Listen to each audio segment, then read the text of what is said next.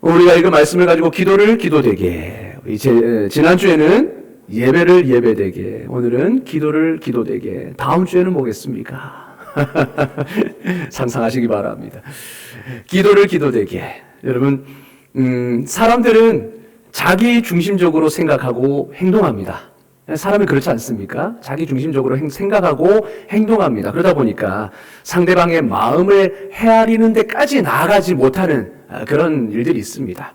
예를 들면은 남자는 이렇게 생각합니다. 보통의 대부분의 남자는 마음만 있으면 되지. 그걸 뭐 말로 선물 같은 걸로 굳이 표현해야 해? 뭐 마음만 있으면 되지. 근데 그거는 남자들만의 생각입니다. 여자는 표현해야 행동으로 나타나야 그게 사랑인 줄 압니다. 또 아내는 어떻습니까? 아내는 남편이 자신이 뭘 원하는지, 그러니까 남편이 내가 뭘 원하는지 그 마음을 딱 알아서 그래서 딱 그걸 해주기를 원합니다. 말하지 않아도 알아서 그 아내의 마음이 무엇인지 원하는 게 무엇인지 딱 캐치해가지고 그거를 딱 해주기를 원합니다. 그게 관심이고 사랑이다라고 생각합니다. 그것도 여자들의 마음입니다. 그죠? 남편은요, 말 안 하면 잘 모릅니다.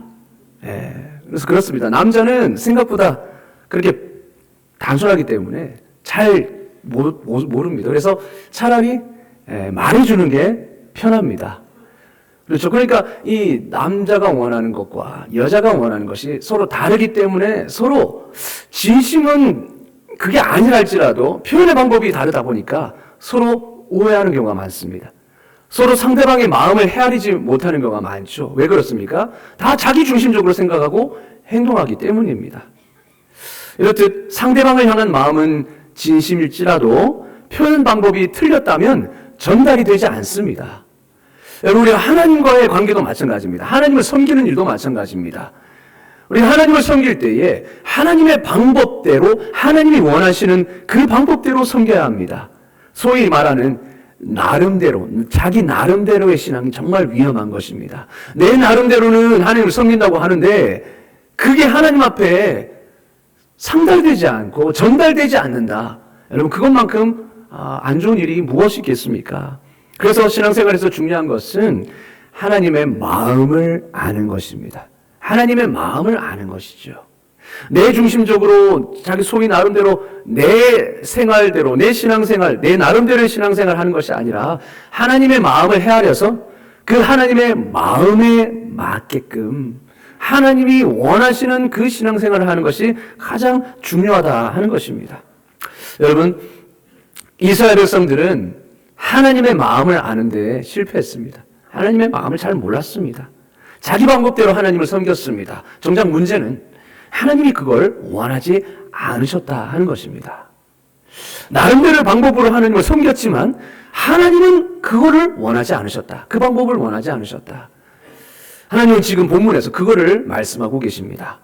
여러분, 오늘 본문에서는요, 가상재판이 이루어집니다. 우리가 읽지는 전체적으로 다 읽지는 않았지만 그 처음에 서두에 보시면 하나님이 이 가상재판을 주관하십니다. 하나님이 친히 재판관이 되시고 재판을 주관하십니다. 그러면 피고인은 누구냐?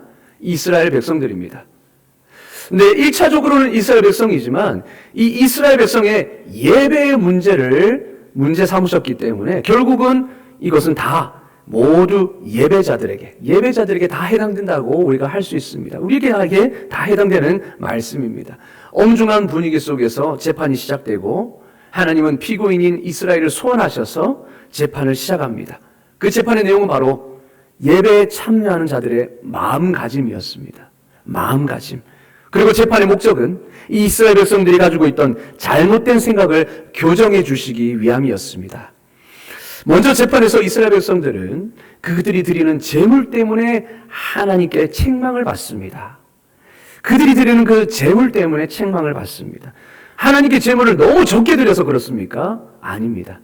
그들이 드리는 제물은 풍성했습니다. 그러면 싼 것들만 드렸는가? 그것도 아닙니다. 자신이 정말 소중하게 생각하는 가축을 하나님께 제물로 드렸습니다. 하나님도 너희가 드리는 그 제물에 대해서는 아무 말 하지 않겠다 말씀하셨습니다. 그 재물에는 문제가 없는 겁니다. 그러면 도대체 뭐가 문제일까요? 그들의 마음이었습니다. 그들의 마음이 문제였습니다. 이스라엘 백성의 문제는 재물 때문이 아니라 재물에 대한 잘못된 생각 때문이었습니다. 그들은 재물을 드리면서 무엇을 했는가? 그 재물을 하나님의 마음을 움직이는 도구로 생각했습니다. 그래서 많은 재물로 하나님의 마음을 사려고 했고 하나님의 마음을 움직이려고 했습니다. 여러분, 이스라엘 백성들은 자신이 드리는 재물의 양과 값어치를 따지면서 계산하면서 이 정도는 되겠지. 이 정도면 하나님의 마음에 흡족하시겠지. 이 정도면 하나님이 복 주시겠지. 그러면서 하나님께 복 받을 목적으로 재물을 드린 겁니다. 재물의 양과 값어치를 따져가면서 이 정도면 괜찮겠지. 이 정도면 하나님이 복을 주시겠지. 그렇게 하나님께 복 받을 목적으로 재물을 드렸고 그 재물을 하나님의 마음을 움직이는 수단으로 생각했다는 것입니다. 여러분, 이러한 시도는 정말 하나님을 제대로 알지 못하는 것이죠. 어리석은 것이죠. 왜 그렇습니까? 하나님이 재물이 없어서 가난하신 분이십니까? 아니라는 겁니다. 하나님은 이 세상에 창조주시고 무에서 유를 창조하신 분이십니다. 하나님이 뭔가 부족해서 그걸 요구하시는 게 아니라는 거죠. 그래서 10절에서 12절에 이렇게 말씀합니다. 이는 삼림의 짐승들과 무산들의 가축들이 다 내 것이다. 내 것이다. 산의 모든 새들도 내가 아는 것이며 들의 짐승도 다 내 것이미로다. 내가 가령 줄여도 그러니까 가정법을 쓰는 거죠. 그렇지는 않지만 내가 가령 줄인다고 할지라도 너희에게 내가 부탁하지는 않는다. 하나님은 부족함이 없는 분이십니다. 그런데 이스라엘 백성들은 착각했죠. 많은 재물을 드리면 하나님을 만족시킬 수 있을 것이고 그로 인해서 하나님의 마음을 움직일 수 있을 것이고 그로 인해 하나님의 복을 내가 얻어낼 수 있을 것이다. 이렇게 생각했던 겁니다. 아까 서두에 제가 사람은 자기 중심적으로 생각하고 행동한다고 말씀드렸습니다. 그래서 상대방도 내가 생각하는 대로 자기 방식대로 생각할 거라고 생각합니다. 내가 기뻐하면 상대방도 기뻐할 거라 생각합니다. 그러나 그게 아니죠. 내가 기뻐한다고 해서 상대방이 꼭 그렇게 기뻐할 거라는 것은 보장은 없습니다. 사람은 비싼 선물과 값진 선물을 받으면 좋아합니다. 사람은 다 그렇죠. 선물 마다할 사람이 있습니까? 그 선물이 값지고 평소에 내가 갖고 싶어 하는 것이다. 그러면 더 좋죠. 좋아하죠. 선물을 주는데 그리고 그게 귀한 선물인데 마다할 사람은 없을 겁니다. 다 기분 좋습니다. 선물의 의도가 어떻든지 간에 그냥 받으면 좋은 겁니다. 그리고 선물을 받으면 이 견물생심이라고 마음이 생기죠. 어떤 마음입니까? 아무래도 선물을 준 사람한테 마음이 가게 마련입니다. 그러니까 사람은 모릅니다. 어떤 의도로 그 선물을 주었는지. 그렇죠? 속마음을 알 수 없으니까. 그냥 주었다는 행위 자체만으로 판단하게 되니까 좋은 겁니다. 그리고 귀한 선물을 나에게 줬으니까 그 사람에게 마음이 가는 겁니다. 만약에 그 사람이 대가를 바라는 마음으로 선물을 주었다. 모르는 겁니다. 알아도 주면 좋아합니다. 이게 사람의 마음이에요. 그런데 사람이 이렇다고 그거를 하나님께도 투영하는 것은 어리석은 생각이죠. 하나님은 사람과 같지 않습니다. 하나님은 마음의 중심을 보시는 분이십니다. 아무리 그것이 재물이 값지다 할지라도 마음의 중심이 올바르지 않고 동기가 잘못됐다면 하나님은 기뻐하시지 않습니다. 그러나 아무리 적은 재물이라 할지라도 세상의 기준으로 볼 때는 아무 가치가 없는 걸 할지라도 과부의 두레돈처럼 내게 있는 최선의 것을 마음을 들여서 온전히 주님 앞에 올려드렸다. 하나님은 그것을 기뻐 받으시죠. 하나님은 그런 분이십니다. 하나님은 마음의 중심을 보시는 분입니다. 하나님은 재물이 모자라서 그렇게 재물을 갈급해 하시는 분이 아닙니다. 근데 이스라엘 백성들은 자기가 좋다고 하나님도 좋아할 거라고 생각했어요. 자기 생각을 하나님께도 투영해 버렸습니다. 이게 우리가 하나님을 오해하는 방식입니다. 하나님의 마음을 전혀 헤아리지 못하는 거죠. 여러분, 하나님은 뭔가 부족해서 우리에게 요구하시는 분이 아닙니다. 그렇다면 하나님은 무엇을 원하실까요? 우리가 아시다시피 하나님은 마음을 원하시는 분이십니다. 우리의 마음을 원하십니다. 우리의 진심과 전심을 원하시는 분이세요. 우리의 마음의 중심을 원하시는 분이십니다. 오늘 말씀을 보니까 너희가 이런 재물을 너에게 가져오는데 나는 재물이 지금 모자라서 내가 가난해서 이런 것들을 요구하는 게 아니다. 무엇을 원하느냐? 14절에 말씀합니다. 다 같이 한번 읽겠습니다. 시작. 감사로 하나님께 제사를 드리며 지존하신 이에게 내 소원을 갚으며. 감사로 하나님께 제사를 드리는 것을 기뻐하신다라고 말씀합니다. 감사가 무엇입니까? 우리의 마음 아닙니까? 마음의 중심 아닙니까? 23절도 똑같이 말합니다. 감사로 제사를 드리는 자가 나를 영화롭게 하나니. 내가 원하는 제사는, 내가 원하는 예배 행위는 바로 감사를 담은 마음이다, 마음. 많은 사람이 예배의 횟수로 신앙을 인정받으려고 합니다. 내가 주일을 한 번도 빠지지 않았다. 그저 그 행위로 인정받으려고 합니다. 그리고 헌금의 액수로 헌신을 평가받으려고 합니다. 하지만 예배는 그런 것들이 쌓여서 예배가 되는 것이 아닙니다. 온전한 예배는 하나님께 감사해서 더 드리고 싶은 이 마음을 드리는 것인 줄 믿습니다. 예, 하나님이 나를 구원해 주시는 사랑, 여전히 나를 인도해 주시고 여전히 나를 지켜주시는 그 사랑에 감사해서 더 드리고 싶은 이 마음을 예배라는 행위에 담아서 하나님께 올려드리는 건 아니겠습니까? 그렇다고 여러분, 마음만 중요하다는 건 아닙니다. 둘 다 중요한 겁니다. 형식이 있어야 내용을 담을 수 있지 않습니까? 그래서 하나님은 둘 다를 요구하시는 것이죠. 여러분, 마음을 드릴 때에, 우리가 마음을 드릴 때 어떤 일이 일어납니까? 사람과 사람 사이에 마음을 서로 전달할 때 어떤 일이 일어납니까? 교감이 일어납니다. 마음을 드릴 때에 정직한 마음, 있는 그대로의 마음을 서로에게 줄 때에 비로소 교감이 일어나는 겁니다. 그렇지 않고 형식적으로 만남, 형식적인 그냥 내 마음을 주지 않고 그저 형식적인 만남으로서는 교감이 일어나지 않습니다. 그렇지 않습니까? 여러분, 마찬가지입니다. 하나님과의 만남도 마찬가지라는 겁니다. 우리가 신앙의 생활들, 예배의 생활들, 신앙의 모든 행위들을 주님 앞에서 할 때에 마음을 들이지 않는 그 모든 행위는 교감이 일어나지 않습니다. 그거는 내 중심적인 행위입니다. 나를 위한 행위입니다. 그러나 내가 마음을 드리고 하나님께 감사하는, 더 감사해서 더 드리고 싶은 이 마음을 주님 앞에 온전히 올려드릴 때 비로소 하나님과의 교감이 일어나는 것이고 상호작용이 일어나는 것입니다. 여러분, 나는 하나님과의 온전한 관계 속에서 자격 없는 나에게 베푸신 그 값없는 은혜에 감격해서 내 전부를 주님께 드리고 싶어 하고, 하나님은 그 마음에 더 풍성한 복을 주십니다. 왜냐? 하나님 우리를 사랑하시니까요. 하나님 우리를 사랑하셔서 주시고 싶은 것이 하나님의 마음입니다. 은혜를 주시고 필요한 것들을 채워주시고자 하는 것이 하나님의 마음입니다. 여러분, 이 사랑의 관계가 비로소, 이 전제가 되어야 비로소 교감이 일어나는 것이죠. 이러한 상호 사랑의 관계가 바로 예배인 줄로 믿습니다. 우리 모든 신앙의 행위인 것입니다. 예배는 상호 간의 소통이고 교감이고 관계입니다. 여러분, 오늘 우리는 이것을 특별히 기도에 초점을 맞춰서 한번 적용해 보고자 합니다. 이스라엘 백성들은 행위에 초점을 맞췄습니다. 그러나 주님은 마음을 원하셨습니다. 그 예배를 통해서 만나고 그 만남을 통하여서 깊은 관계를 이루기를 원하셨어요. 이스라엘 백성들은 그러나 재물을 하나님의 마음을 움직이는 도구로 생각했습니다.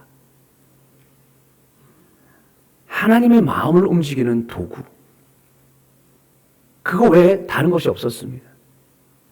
그들은 많은 재물로 하나님의 마음을 움직이려고 했습니다. 역시 우리도 이 기도라는 신앙의 행위를 하나님의 마음을 움직이는 도구쯤으로 우리가 생각하고 있지 않는가 하는 것이죠. 여러분, 우리는 대부분을 이 행위에 초점을 맞출 때가 많습니다. 기도했으니까 하나님이 복 주시겠지. 기도했다라는 그 행위 자체에 초점을 맞춘다는 거예요. 기도했으니까 하나님이 응답해 주시겠지. 그리고 내가 특별 새벽 기도에 전참했으니까 내 간구에 응답해 주시겠지. 물론 특별 새벽 기도 정말 전참하는 것, 정말 하나님의 그 마음, 정성이 있어야 되겠죠. 그러나 그 순간순간 하나님 앞에 올려드린 그 기도, 그 마음, 그러한 교감이 없이 그저 참여했다라는 그 행위 자체에 초점을 맞춘다면 그것은 하나님께 아무런 의미가 없는 것입니다. 이렇게 우리는요, 기도라는 그 행위 자체에 초점을 맞춥니다. 그래서 기도를 얼마나 자주 하는지, 얼마나 내가 기도의 자리에 나갔는지, 기도의 횟수로 하나님께 인정받으려고 합니다. 그래서 이것으로 하나님을 감동시킬 수 있다고 생각합니다. 그런데 하나님은 우리 행위 자체에 목마르신 분이 아닙니다. 몇 번 기도하느냐, 몇 시간 기도하느냐, 그 행위, 그 시간, 거기에 목마르신 분이 아닙니다. 하나님의 관심은 그 행위에 담긴 우리의 마음입니다. 기도를 통해 우리와 관계를 맺고 마음을 나누기를 원하세요. 사랑하는 성도 여러분, 기도의 행위에 초점을 맞추지 말고 기도의 과정을 통해서 주님과 소통하는 것에 의미를 주시기를 주님의 이름으로 축원합니다. 예, 과정 속에서 그 기도하는 그 과정 속에서 주님께 부르짖는 그 과정 속에서 주님의 음성을 듣고 주님의 마음을 깨닫고 주님께 내 마음을 토로하고 이러한 쌍방의 소통, 이 소통에 의미를 두어야 진정한 기도가 되는 것이죠. 여러분, 기도는 하나님과의 소통입니다. 우리는 기도를 통해서 하나님과 소통하며 하나님을 알 수 있습니다. 기도할 때 하나님의 심정과 하나님의 뜻을 알 수 있습니다. 여러분, 누군가 관계를 맺고자 할 때, 더 친밀해지고자 할 때 필요한 것이 무엇일까요? 대화이죠. 물론 같이 있는 시간도 중요하지만 같이 있다고 해서 그 사람을 더 알 수 없습니다. 뭐를 통해서 알 수 있습니까? 그 사람의 대화, 그 사람과의 대화를 통해서 그 사람의 마음을 알 수 있고요. 그 사람의 취향을 알 수 있고 그 사람의 됨됨이를 알 수 있는 겁니다. 그래서 어느 누군가와 가까워지려고 하고 그 사람과 친밀한 관계를 누리려고 하기 위해서는 대화를 많이 해야 합니다.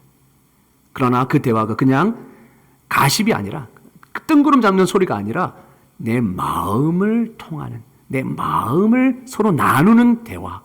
그럴 때에 진정한 친밀한 관계가 맺어지고 그 사람을 더 알 수 있죠. 여러분, 기도가 마찬가지라는 겁니다. 기도할 때에 하나님과 대화하는 것이고, 그리고 그 대화를 통하여서 하나님의 심정과 하나님의 뜻을 알 수 있고, 하나님도 우리의 기도를 들으시는 것이죠. 기도할 때 특별히 우리는 성령님이 하나님의 마음과 뜻을 조명해 주십니다.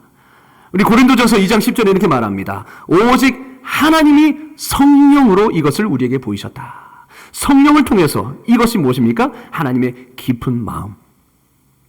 여러분, 우리가 하나님의 마음을 우리는 알 수 없습니다. 우리는 온전한 100% 영적인 존재가 아니기 때문이죠. 그래서 하나님의 마음을 100% 다 알 수가 없습니다. 그러면 누가 하나님의 마음을 가장 잘 아시느냐? 바로 성령 하나님께서. 왜냐? 하나님의 영이시거든요. 성령 하나님께서 하나님의 깊은 것까지 통달하십니다. 그럼 우리가 기도할 때에 성령께서 그 하나님의 마음을 깨닫게 하시는 거예요. 하나님의 마음을 조명해 주십니다. 그래서 우리는 하나님의 마음을 알게 됩니다. 그 가운데 교통이 일어나는 것입니다. 하나님의 마음이 내 안에 부어지고 또한 내 뜻이 하나님 앞에 전달되어서 서로가 상호작용하는 것이죠. 여러분, 우리가 특세 때 한나의 기도를 우리가 살펴보았지 않았습니까? 한나의 기도의 특징은 바로 소통하는 기도였습니다. 소통이 기도였다. 내가 내 마음을 하나님께 통하였나니, 이렇게 한나가 고백하지요. 한나가 처음에는 자식이 없어서, 아들이 없어서 서운하여서 울분으로 하나님 앞에 자식을 달라고 기도합니다.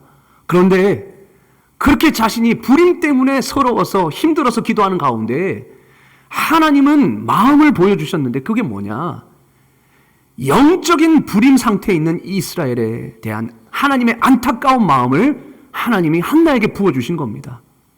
엘리 제사장이 있었지만 엘리 제사장이 제사장의 역할을 제대로 하지 못해서 백성들은 어둠 가운데 있었고요. 그리고 엘리 제사장의 두 아들 홈리와 비나스는 여호와의 제사를 멸시하던 사람이었습니다. 그러니 하나님을 위한 그 충실한 제사장 한 명이 없어서 이스라엘이 어둠 가운데 빠져있는 그 안타까운 영적인 불임 상태에 있는 하나님의 안타까운 마음이 자신은 육적인 불임 때문에 기도하던 그 한나의 마음 가운데 전달이 된 겁니다. 그래서 처음에는 아들 주시옵소서 라고 때를 쓰던 기도가 나중에는 어떻게 기도가 변했습니까? 하나님, 나에게 만약 아들을 주시면 제가 그 아들을 하나님이 원하시는 충실한 제사장으로 바치겠습니다. 드리겠습니다. 결국 한나의 기도가 하나님의 마음을 품은 기도가 되지 않았습니까? 기도는 바로 이러한 소통이 일어나는 현장인 것입니다. 그래서 기도는요, 기도하다가 하나님을 만나는 겁니다. 기도의 목적은 하나님을 만나는 것입니다. 그래서 E.M. 바운즈는 이런 말을 했습니다. 기도의 대가 아닙니까? 기도에 관한 책들을 여러 가지 쓴 이 E.M. 바운즈는 이렇게 말했습니다. 기도는 하나님을 구하는 것이다. 기도는 하나님을 구하는 것이다. 하나님 손에 달려있는 선물 보따리를 구하는 것이 아니라 하나님 얼굴을 구하는 것이고 하나님 자신을 구하는 것이다. 그래서 이렇게 말합니다. 다른 어떤 것보다 하나님을 원하는 것을 기도의 가장 중요한 목적으로 삼으라. 다른 것보다 하나님을 원하는 것을 기도의 가장 중요한 목적으로 삼아라. 이게 기도다. 이게 기도의 본질이다. 이렇게 이야기했습니다. 그러나 이스라엘 백성들은 행위의 의미를 두었죠. 그래서 내가 뭔가를 많이 하나님 앞에 드림으로 그렇게 표현함으로 하나님의 마음을 움직이고자, 그래서 내가 원하는 것을 얻어내려는 그런 마음으로 예배 행위를 했다는 겁니다. 근데 하나님은 예배 행위가 아니라 예배를 통해 마음을 나누시기를 원하셨고 하나님을 드러내기를 원하셨고 만나기를 원하셨습니다. 특별히 하나님이 진정으로 우리에게 원하시는 것은 우리가 하나님을 철저히 의지함으로 하나님을 만나는 것입니다. 여러분, 그걸 아시면 좋겠습니다. 누구보다 하나님이 여러분을 만나기를 원하십니다. 할렐루야. 아멘. 그렇습니다. 이게 하나님의 마음입니다. 여러분, 하나님은 사랑이 없이는 이해가 안 됩니다. 하나님을 우리가 알고자 할 때 사랑이라는 개념 없이는 하나님을 온전히 이해할 수 없습니다. 탕자의 이야기를 봤을 때 아버지가 그 탕자, 지난주에도 말씀드렸지 않습니까? 그 자기를 싫다고 자기 떠나서 나간 그 아들을 끝까지 기다리는 그 아버지, 여러분, 그 가운데 사랑을 빼면 이해가 됩니까? 하나님의 성품은 사랑이 빠지면 이해가 안 됩니다. 모든 것은 하나님의 행위들, 하나님의 사역들, 하나님의 말씀, 이 모든 것은 사랑이 전제돼야 됩니다. 그래야만 하나님을 제대로 이해할 수가 있습니다. 하나님이 진정으로 원하는 것은 우리를 만나시는 것입니다. 그럼 어떻게 하나님 구체적으로 만날 수 있을까요? 어떻게 구체적으로 만날 수 있을까요? 하나님은요, 구원을 이루심으로 우리를 만나 주십니다. 하나님은 어려울 때 하나님께 구하도록 하나님이 먼저 우리에게 기도하라 말씀하십니다. 기도하면 내가 그 기도를 응답하겠고 어려움 가운데 건져주리라. 그럼을 통해서 하나님을 우리는 만나는 것입니다. 구체적으로. 하나님이요, 우리가 얼마나 만나기를 원하지 않는지, 우리가. 하나님은 이렇게 해서라도 자신을 만나고 관계를 맺기를 원하십니다. 그래서 15절에 뭐라고 말합니까? 다 같이 한번 읽겠습니다. 시작. 환난 날에 나를 부르라. 내가 너를 건지리니 네가 나를 영화롭게 하리로다. 아멘. 여러분, 어려울 때 찾는 존재가 진짜 마음속에 의지하는 존재입니다. 그렇지 않습니까? 여러분, 남자분들이 군대 갔을 때 힘들고 외로울 때 가장 먼저 누가 떠오르십니까? 그렇죠. 부모님 떠오르죠. 특히 어머니가 떠오릅니다. 따뜻한 그 어머님 품이 떠오릅니다. 어려울 때. 그리고 우리 여성분들은 시집 가서 외롭고 힘들 때 누가 가장 떠오릅니까? 그렇죠. 친정어머니. 친정어머니가 떠오르죠. 어려울 때 제일 먼저 생각나는 그 사람이 내가 진짜 의지하고 있는 사람입니다. 환난 날에 나를 부르라고 했습니다. 하나님은 무엇을 원하십니까? 네가 진정 의지하는 자가 나에게를 원한다.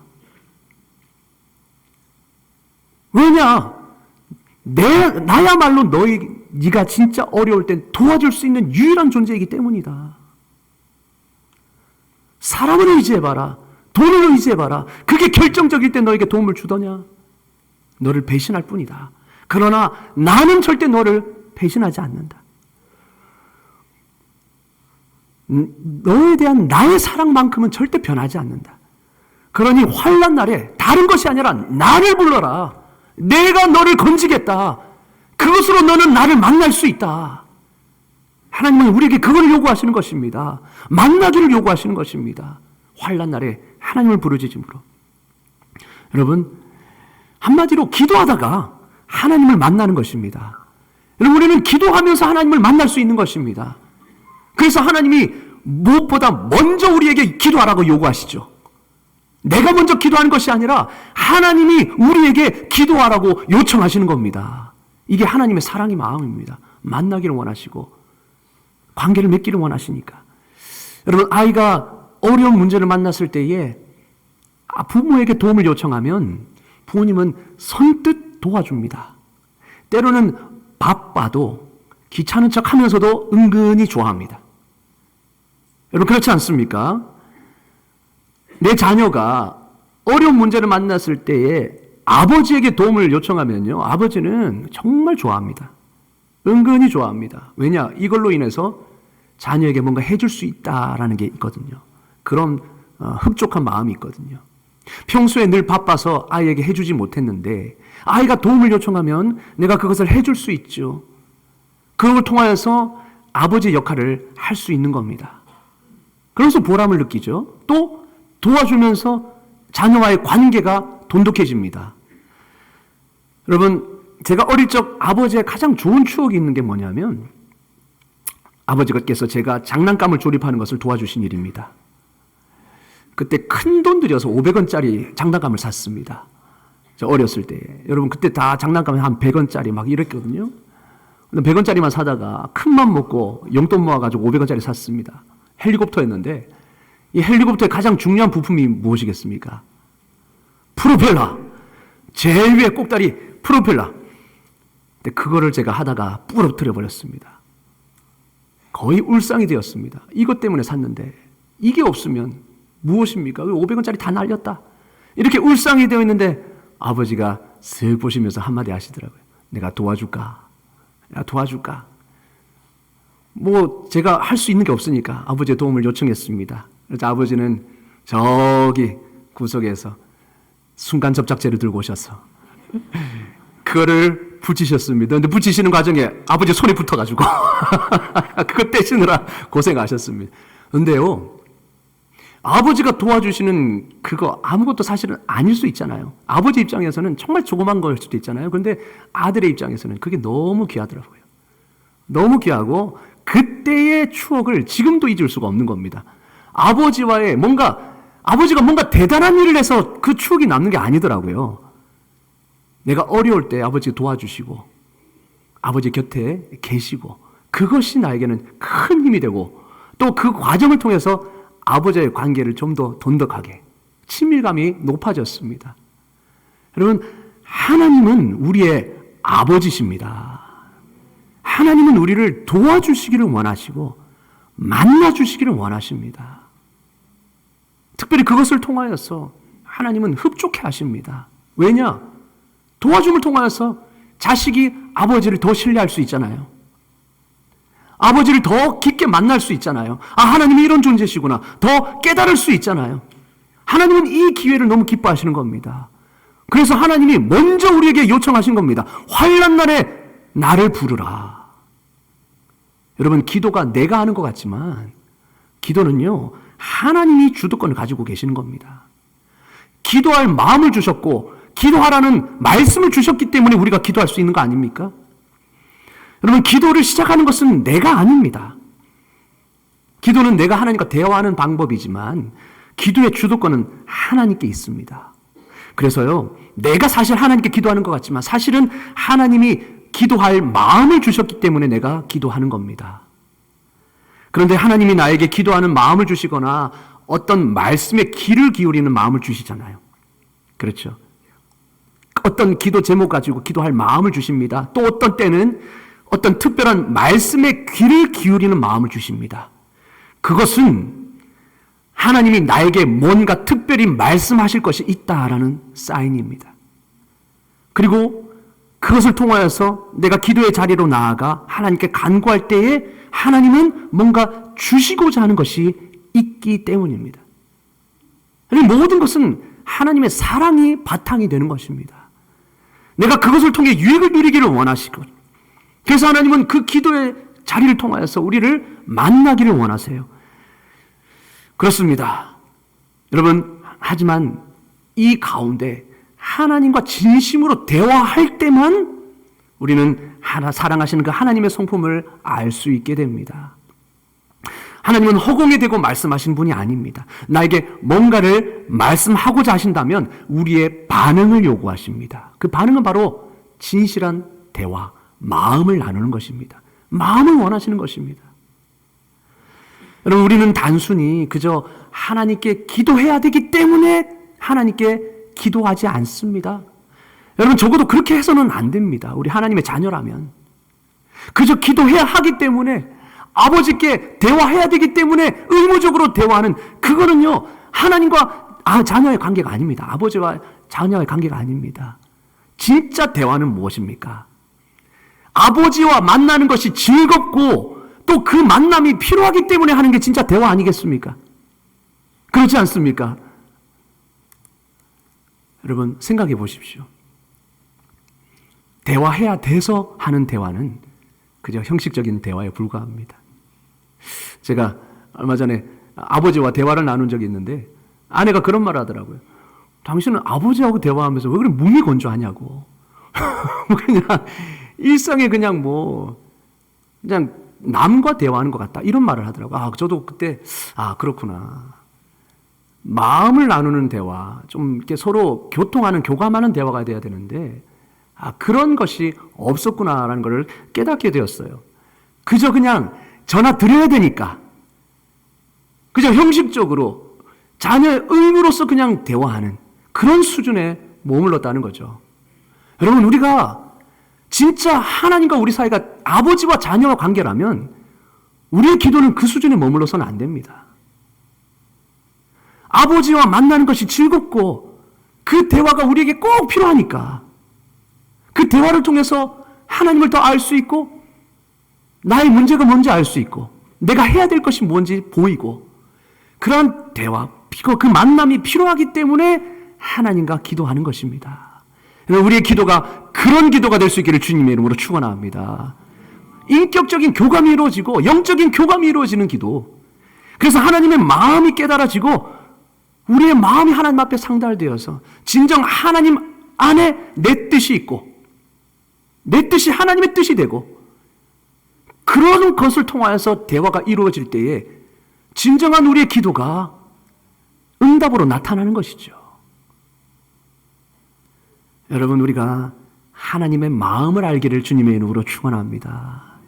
더 이상 하는 신용에만 머무는, 그래서 행위에 초점을 두는 기도가 아니라 하나님이 진정 원하시는 마음과 마음을 나누는 기도를 통하여서 하나님의 뜻이 우리 마음 가운데 부어지고 우리는 그 뜻을 담은 기도를 통하여서 우리의 삶을 통하여 하나님의 뜻이 이루어지는 놀라운 경험을 통하여서 하나님을 더 알아가는 그런 은혜의 선순환이 일어나는 기도가 될 수 있기를 주님의 이름으로 축원합니다. 아멘. 기도하겠습니다. 하나님 아버지, 환난 날에 나를 부르라. 내가 너를 건지리니 네가 나를 영화롭게 하리라 말씀하신 주님, 이 말씀 속에 담긴 하나님의 마음을 진정 깨닫게 하여 주시옵소서. 마음을 나누는 진정한 관계를 원하시는 하나님, 우리의 기도가 진정 주님을 알아가는 기도가 되게 하여 주시고 하나님을 구하는 기도가 되게 하여 주시옵소서.